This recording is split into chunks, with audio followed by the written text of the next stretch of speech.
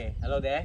So today I'll be doing a chemistry experiment, which is an exothermic reaction, also known as elephant toothpaste, whereby you are breaking down hydrogen peroxide to H20 and O2. So right now, these are the materials I'm going to use. Dishwashing liquid, warm water, and then you have measuring cylinder, beaker, conical flask. This is just for in case. Then this is the big conical flask that you need to pour all your chemicals inside. Then the most important, which is hydrogen peroxide.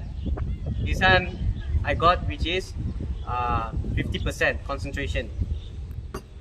And then of course you need a big beaker for your potassium iodide. The potassium iodide will be your catalyst, okay, for the reaction, okay, to break down the bonds. Then food coloring for the coloring of the elephant toothpaste, the foam. So now I'll begin with pouring hydrogen peroxide into this conical flask. So okay, every time in any chemistry experiment you need lab goggles and lab coat, alright, and face mask. So, and hydrogen peroxide is quite corrosive too. So I'll start off with pouring into the conical flask. So for hydrogen peroxide, you pour around 20 milliliters. Sorry, pour in this measuring cylinder.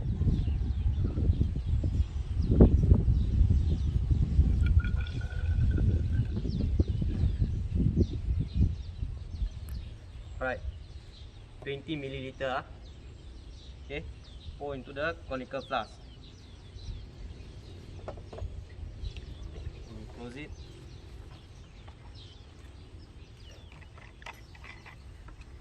Okay, next, what you're going to do is food coloring. Add 3 drops only.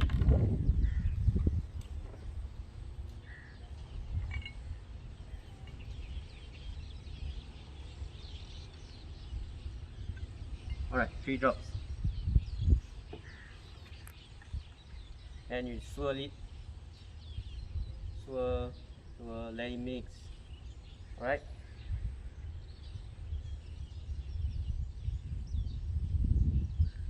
Then next, you add dishwashing liquid, 2.5 drops.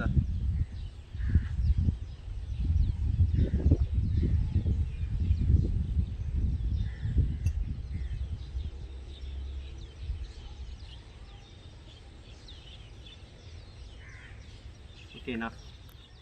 Then you swirl it again.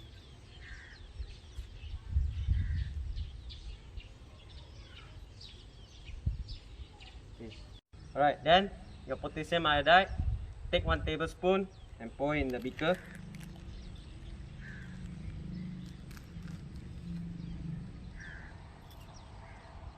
Okay, done. Then we have warm water.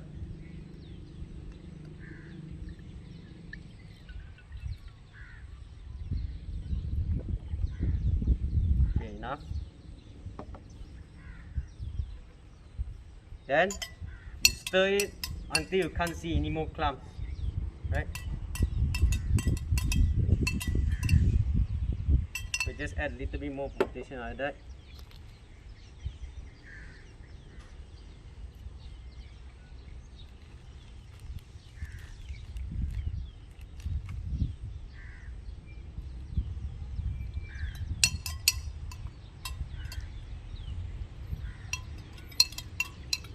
Okay, so as you can see, I have already dissolved the solutes in this liquid here, water.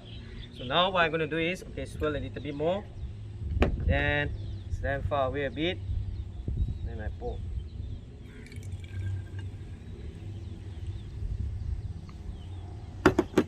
There you go. Elephant toothpaste. Wait.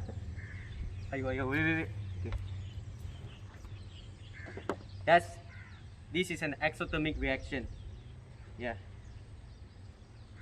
So what happens is you break the oxygen bonds. You break the covalent bonds. So the hydrogen peroxide will break down to water and oxygen. So the oxygen is trapped in this foam kind of like, and that's how you form this elephant toothpaste. The detergent, this liquid soap I use is the one that does all this foam. So oxygen is released in a state of foam like this, in bubble.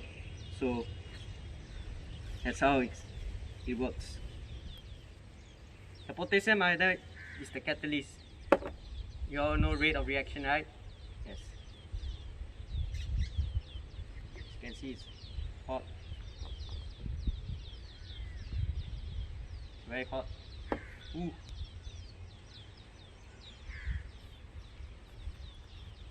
So you can see it's completely utilized, sorry, and then yeah, it's completely foam. I'm just gonna play around with it. Make toast. All this is just oxygen. Oh my god.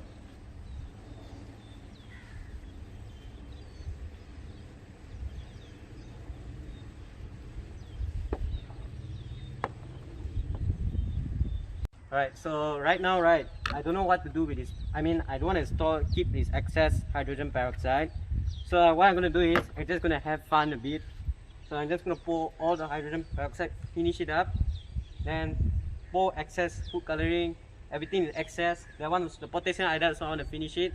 And then we see whether it can shoot up or not. It can burst out like that, right? Okay, cut.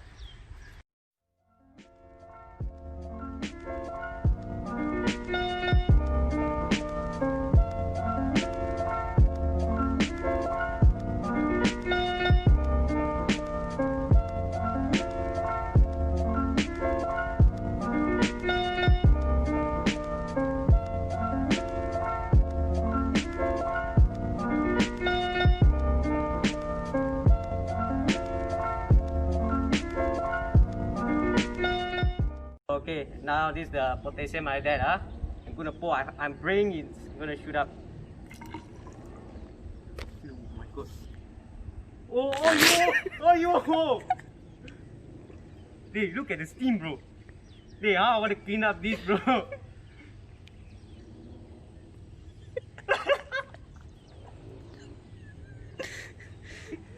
Ayo.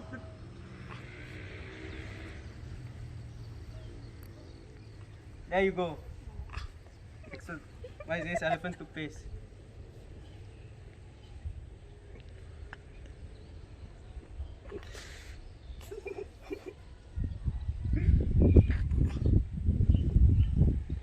Oh, damn hot, bro. The measuring cylinder. This one completely utilized, bro. Finish it. So okay guys, so in the end, this is a perfect example of exothermic reaction. So just now you saw the hot steam coming out, right? Those were all the very hot, I mean, yeah, heat ma. So there you go, exothermic reaction. So all this is just the oxygen in the form of foam, right? So I hope you guys learned something about this, and stay tuned for more.